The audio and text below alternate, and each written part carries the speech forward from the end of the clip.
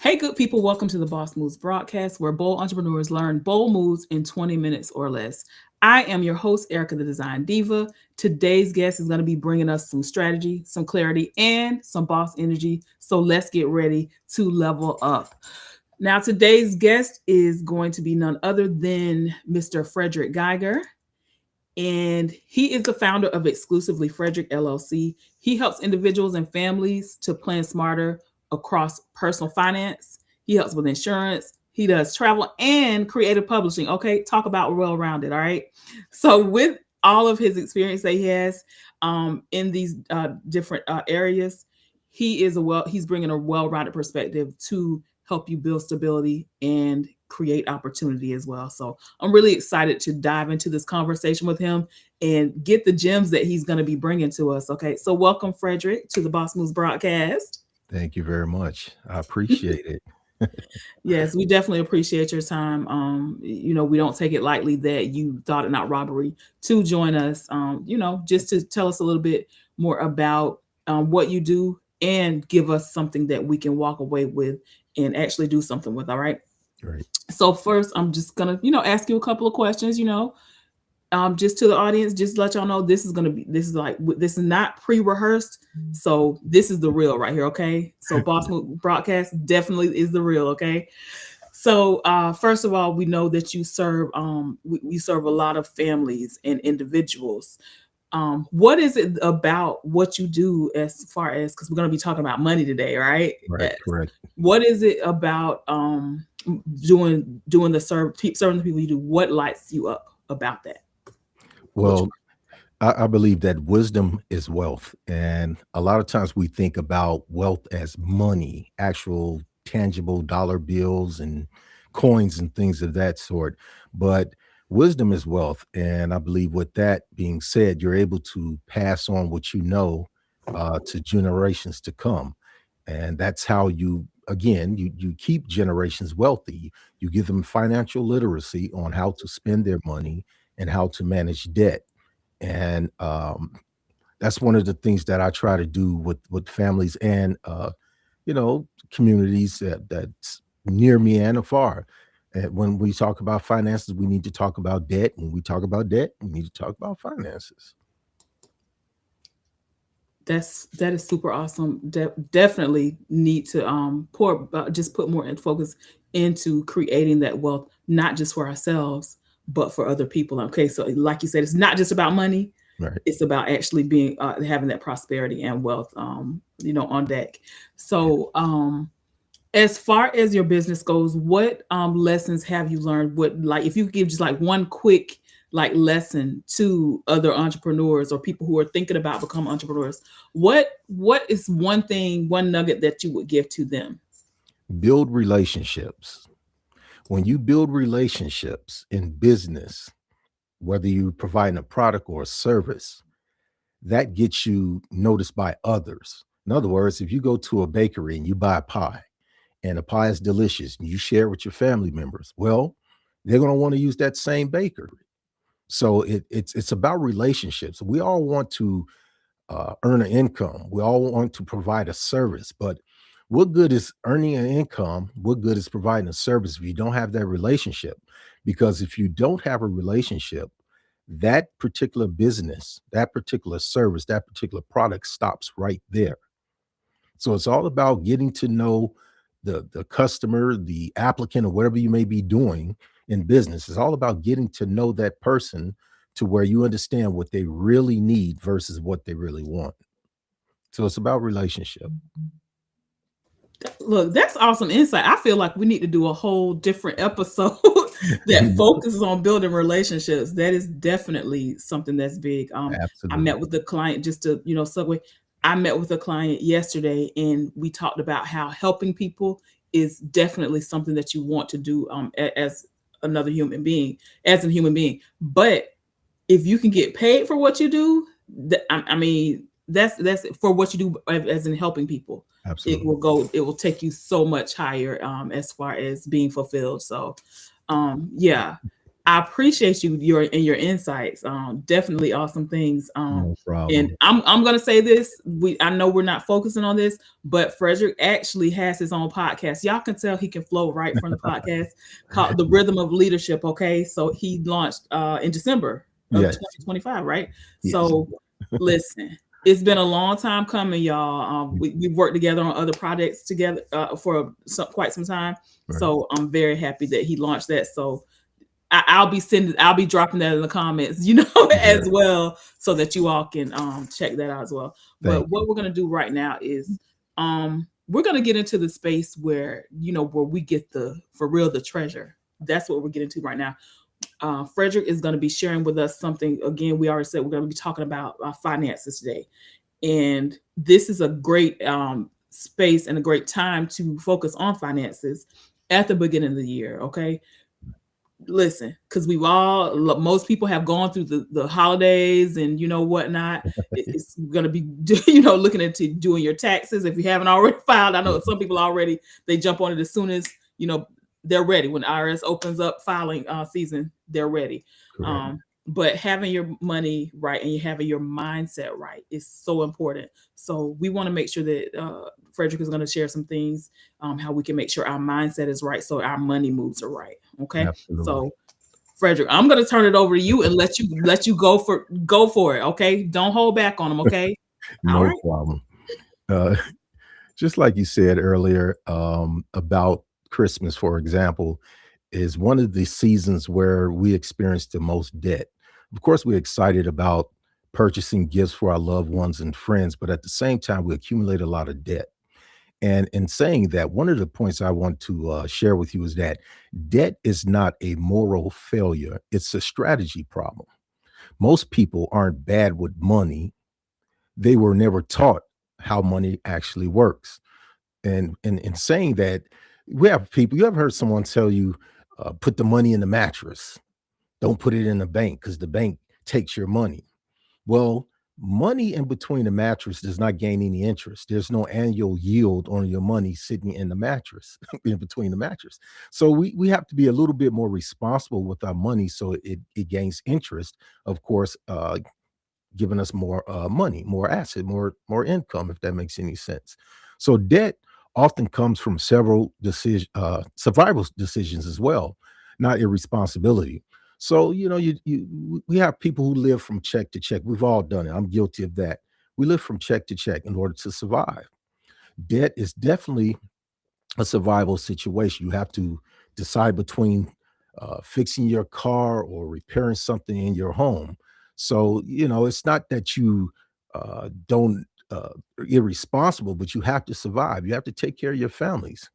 So once we remove shame, we can finally replace confusion with strategy. And what that means is simply this: when you have all these bills, but very few dollars to pay your bills, so now you have to strategize and figure out, how can I make my money work for me?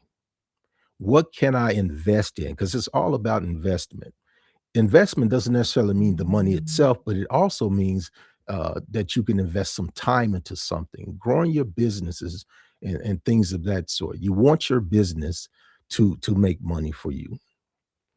And one of the things about making your money work for you is investment.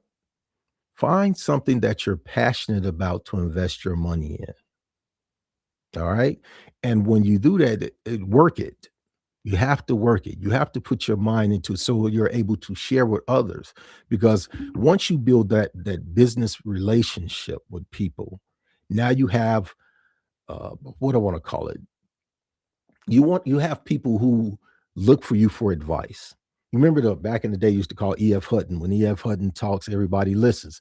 It's the same thing applies to you as a business person, someone who's knowledgeable in money. So cash flow matters more than credit scores at first. So you can't fix credit if your money is leaking every month. What that simply means is this: learn how to manage your money, and the credit scores will go up. A lot of times we concern ourselves with credit scores and we get stuck. So we go into we look at our expenses and we develop these schemes to where Pay the small one first, and then pay the others that are higher. Our credit utilization is sky high and things of that sort. So we have to look at cash flow matters more than credit in the beginning.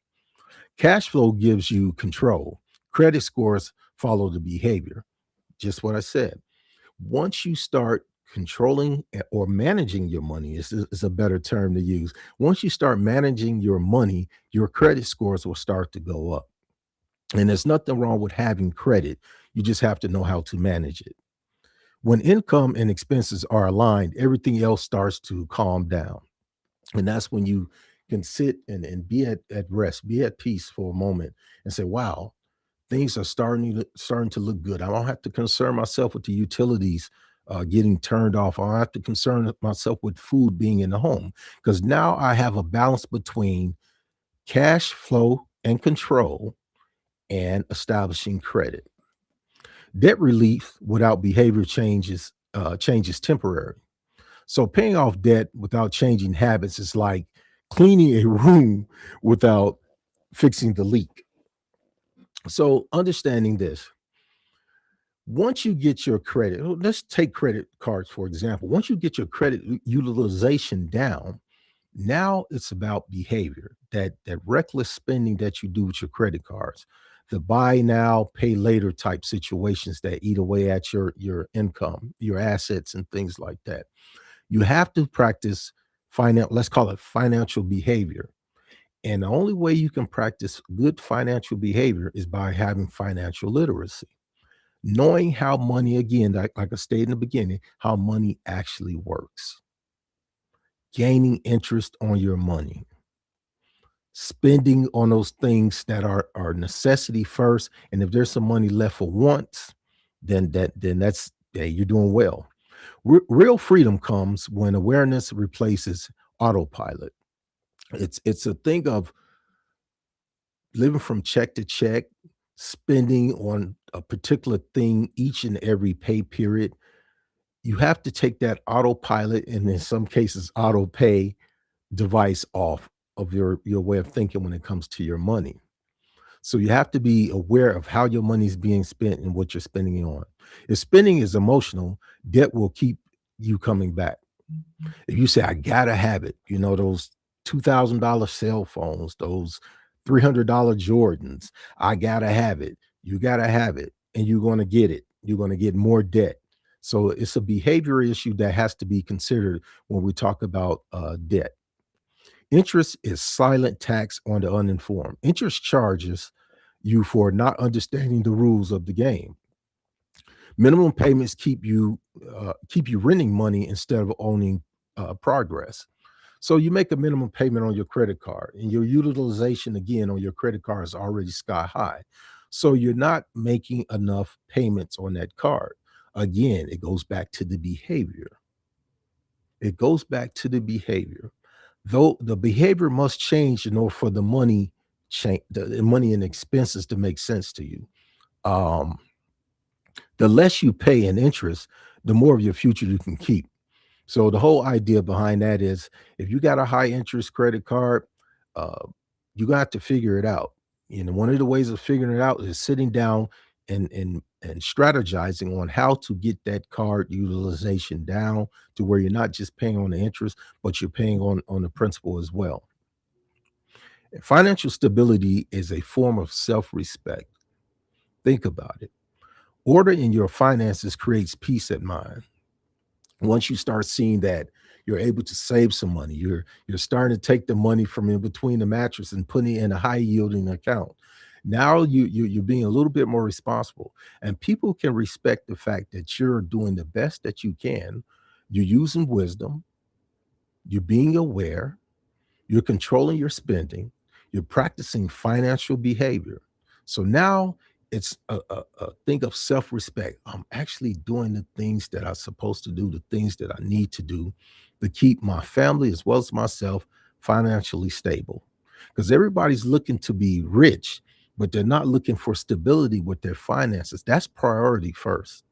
Everything else will follow once you get that under control. Managing money well is a leadership decision, not just a financial one. Taking control of your money puts you in the forefront of your financial dilemma, whatever it may be. It says, "Well, I decided to do something different." And like I said over and over again, it all goes back to behavior, reckless spending, or being controlled in your spending. Those are those things that you have to take in consideration. When your money is disciplined, your life becomes intentional. You're able to do things. You're able to travel. You're able to say, "Well, I have an account that I put some of my income in order to travel, in order to take my family on a cruise, uh, some type of vacation that you probably haven't had in 5 to 10 years or more." These are the things that matter most. Disciplining yourself, gaining your respect back, knowing that you're able to be trusted with your finances, knowing that you're able to be careful. These are the things that make sense to me. But the strategy must come first.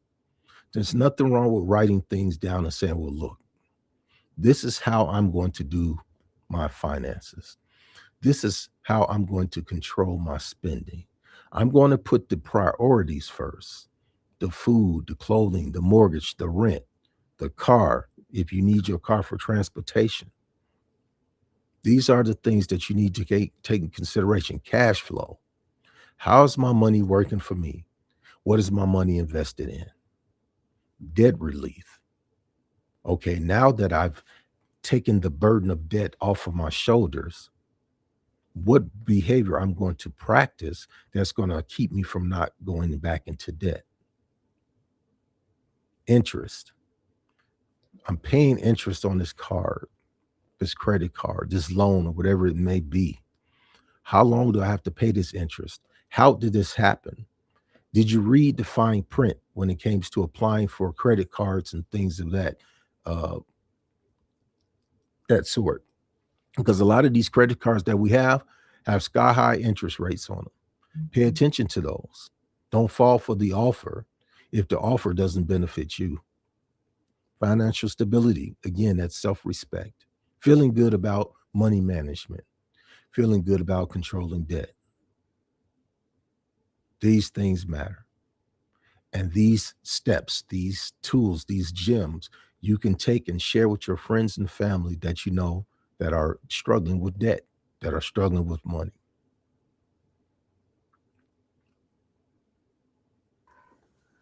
Listen, I wanted you to keep going, but I know. Listen, I know you are not out of tips and gems. Yes, But I just wanted to go over a couple of them before we, wrap things up. no problem. Um, what you did is you presented what we need, which is that mindset. Just making sure that our behavior is right. That's one, and I wrote down some notes.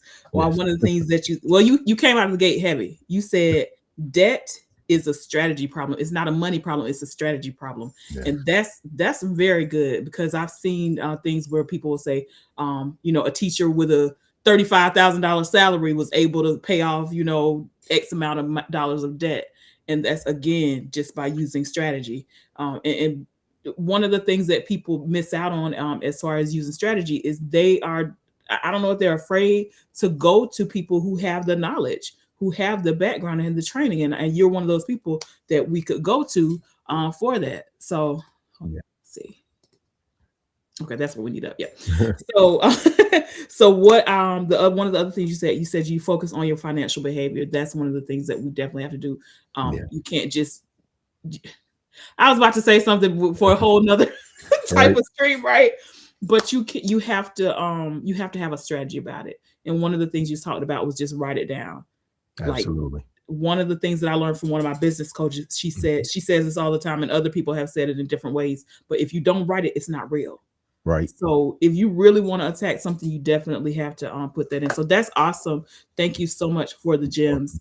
Um, if you could give a person that is drowning in debt just one summarize, I mean you gave tips already, but Yes. what would you say to it, what would be that they would need to that you would suggest starting with, just in general, because I know everybody's situation is different and you got Yeah. something for, so we can talk to people in just a moment. So stick around because he's got something for you.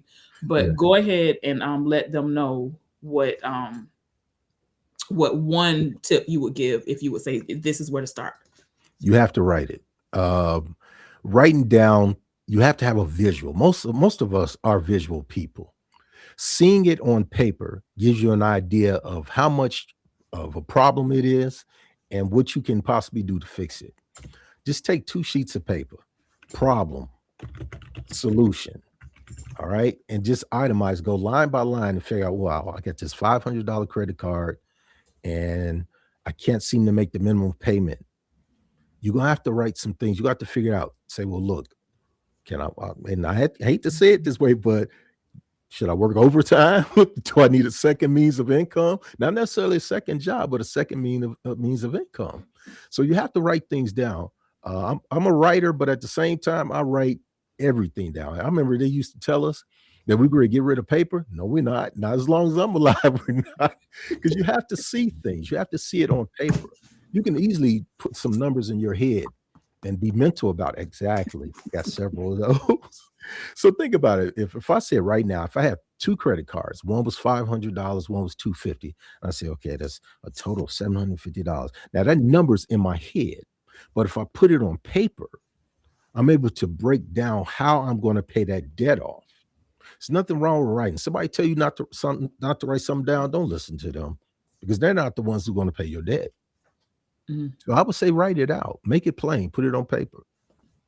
That's awesome. Listen, that right there that's a real gem right there, and that's with anything.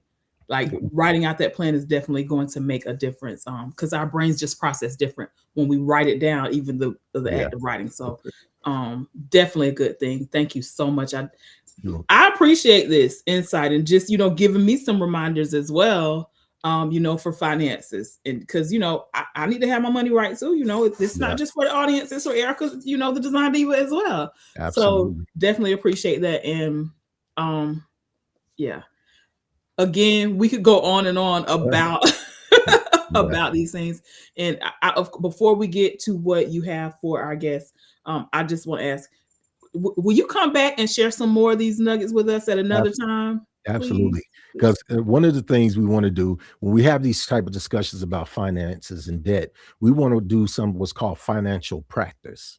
Are you actually putting these things into play? Because the only way you're going to get rid of debt and manage your money is you have to practice it. You have never seen anybody do anything wonderful, whether it's acting, whether it's athleticism, without a practice.